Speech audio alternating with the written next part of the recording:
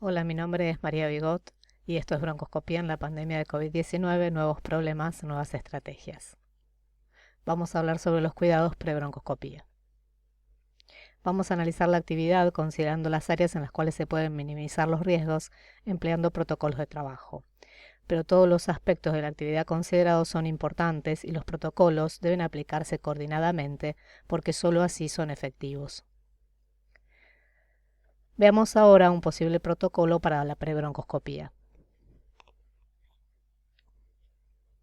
¿Cuáles son las formas más seguras y menos restrictivas para evaluar un paciente, considerando el riesgo que implica y las estrategias más apropiadas de trabajo según el conocimiento de la enfermedad y la evaluación correcta? Pasemos a la evaluación previa. Estas precauciones intentan detectar la aparición de síntomas compatibles con infección por COVID-19 en pacientes que tienen un turno programado para una broncoscopía. El objeto es postergar el procedimiento en caso de que esto sea posible. Debemos tener en cuenta que todos los pacientes requieren de las mismas precauciones. ¿Qué se sabe? Actualmente, en zonas con transmisión local, como Ciudad Autónoma de Buenos Aires y el área metropolitana de Buenos Aires, todos los pacientes deberán considerarse posibles casos de COVID-19. No existen formas suficientemente sensibles y específicas para detectar posibles casos de COVID-19. Los pacientes pueden no tener síntomas durante cierto tiempo. Entonces, en forma coordinada debemos adoptar precauciones idénticas para todos los pacientes. Elementos de protección personal, limpieza del ambiente, superficies y dispositivos. Tenemos que tener en cuenta que las postergaciones, restricciones o demoras pueden ser una opción, pero son un problema relativo a la indicación. Pueden presentarse muchos síntomas.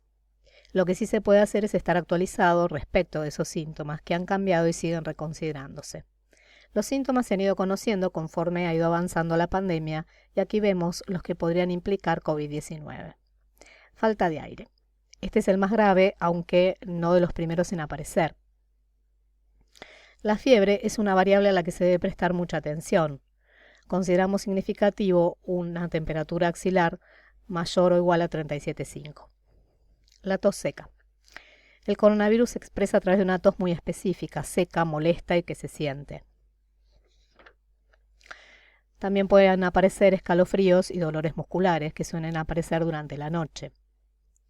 Confusión, que implica la pérdida de la capacidad o parte de ella para estar alerta, para reaccionar con normalidad ante situaciones cotidianas.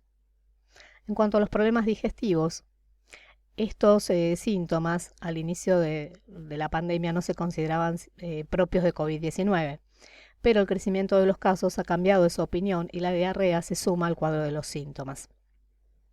Ojos enrojecidos, la conjuntivitis se presenta entre el 1 a 3% de los pacientes. Sin olfato y sin gusto. La anosmia es un indicador significativo de la presencia en el organismo de COVID-19. Cansancio, fatiga, es un indicador que avisa pronto. Un informe de la OMS explica que casi el 40% de las personas testeadas con casos confirmados experimentaban fatiga. También pueden presentar dolor de cabeza, dolor de garganta y dolores musculares. Si sabemos bien todo lo anterior, podemos aplicarlo a la broncoscopía. Este conocimiento de los síntomas se debe aplicar a realizar un breve triage que, si es posible, debe realizarse días antes de la cita. Por lo tanto, es conveniente realizar una llamada telefónica al paciente el día previo a su turno programado y repetir las preguntas el día del procedimiento para intentar evitar el riesgo del personal y de los pacientes. Para no olvidar ninguna pregunta importante, es conveniente que exista un formulario prehecho con la posibilidad de tildar las respuestas y registrar los valores. Este testeo debe hacerse en forma sistemática. Un ejemplo de interrogatorio podría ser: ¿tiene diagnóstico reciente de infección por COVID-19? ¿Fue testeado para COVID-19? ¿Qué test se realizó? ¿Cuál fue el resultado? ¿Tuvo en los últimos días falta de aire, fiebre, tos, escalofríos, dolores de cuerpo, dolor de cabeza, confusión, problemas digestivos, dolor de garganta, tuvo pérdida del olfato o del gusto, tuvo cansancio, ojos irritados, estuvo en contacto con personas infectadas por COVID-19. En la evaluación previa y cuando el paciente concurre a su turno programado, al mismo momento de su recepción debe reiterarse el interrogatorio o las preguntas. También se controlará y se registrará la temperatura, la saturometría respirando aire ambiente y el resto de los signos vitales.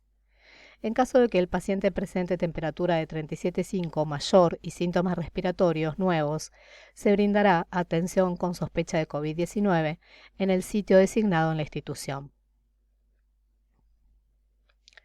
Con respecto a las indicaciones y al consentimiento informado. En el contexto actual, algunas indicaciones extras son necesarias y se debe informar a los pacientes de las nuevas condiciones de trabajo. Se le indicará al paciente que el día del estudio concurra con tapaboca. Al ingreso a la sala de broncoscopía se le dará al paciente una mascarilla quirúrgica. Debe estar acompañado por una sola persona sana. Se le explicarán las medidas de cuidado adicionales a tomar en el contexto de la pandemia y cómo impactarán en su comodidad. ¿Tiene el paciente probable COVID-19 o no? ¿Qué hacer?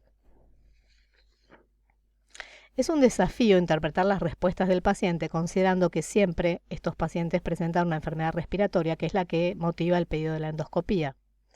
Por otro lado, los pacientes pueden presentarse sin síntomas concretos. Entonces, hay que considerar que no hay pacientes menos riesgosos que otros, siendo necesario tratar a todos los pacientes con las mismas precauciones. Si hay un debate en relación a cómo seguir adelante con el trabajo y hay cambios que se adaptan a una situación que ha cambiado, esas son nuevas respuestas a nuevos problemas y en busca de las mejores formas de responder a la situación hay que seguir trabajando. Soy María Bigot y en nombre de la comunidad broncoscopista les agradezco y los invito a ver los otros videos de la serie. Muchas gracias.